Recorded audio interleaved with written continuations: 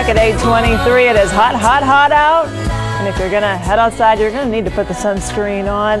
But it's kind of hard to know which one to choose from. There's so many to choose from. Dr. DJ Verret is here. And you're saying when you go to the store, just because it's expensive doesn't mean it's necessarily the best, right? That's absolutely true. And the best thing to do with sunscreens is actually look at the label on the back. Oh, got to read the labels again, right? Got to read the labels, And absolutely. what should we be looking for on these labels? Well, what you should look for are the active ingredients in the sunscreen product. There's three, right? Three are the big ones: zinc, titanium, and what's called avobenzone. Those are the best.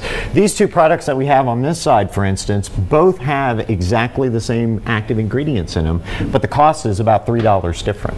Okay. But they have the same exact thing. So basically I can look at both of these and then just decide which one's cheaper and then buy that one. Pretty much, yeah. Pretty much, okay. And SPF's important as well, right? SPF's very important, but it's only half the story. SPF is a measure of UVB protection. We also talk about UVA radiation. UVB is responsible mostly for skin tanning, whereas UVA really contributes to skin cancers.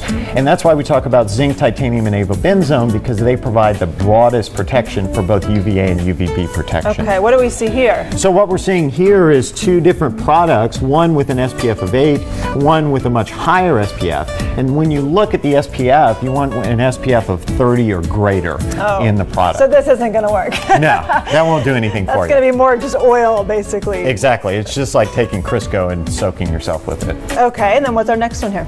Well, and the next is just a conglomeration of products, just to kind of show you that there are a lot of good products on there. They can be generics, they can be name brand products, but again, you got to look at the backside of the label to be able to tell if it has the ingredients that you need and provides both UVA and UVB protection. Now, if I have sunscreen on and I feel like the sunscreen is on me, is it necessarily still working? No, not necessarily. What you often feel are actually the inactive ingredients, and a lot of sunscreens are actually deactivated by the sun. So it's very important to apply it about 30 minutes before you go out, and then about every 2 to 3 hours after that. And it's hard, I know, when you put the sunscreen on the kids and then they hop in the pool. How long should they be waiting before they get in the pool or they get in the ocean? Again, about 30 minutes before they actually go out. And the best products are actually going to be these zinc and titanium based products. These are all zinc and titanium based, but as you can tell, there are a bunch of different products.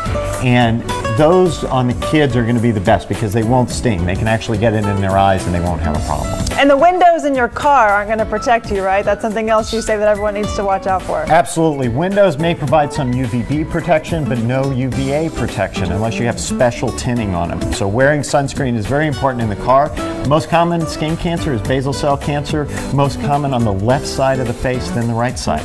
Because that's when you're driving? Exactly. All right. Thank you so much. You're most welcome. Great advice. And you can find a link to Dr. Verret's at myfoxdfw.com. Thanks for coming in. Well, thanks for having me. Appreciate it. Coming up here on Good Day, Idol's Final Five took to the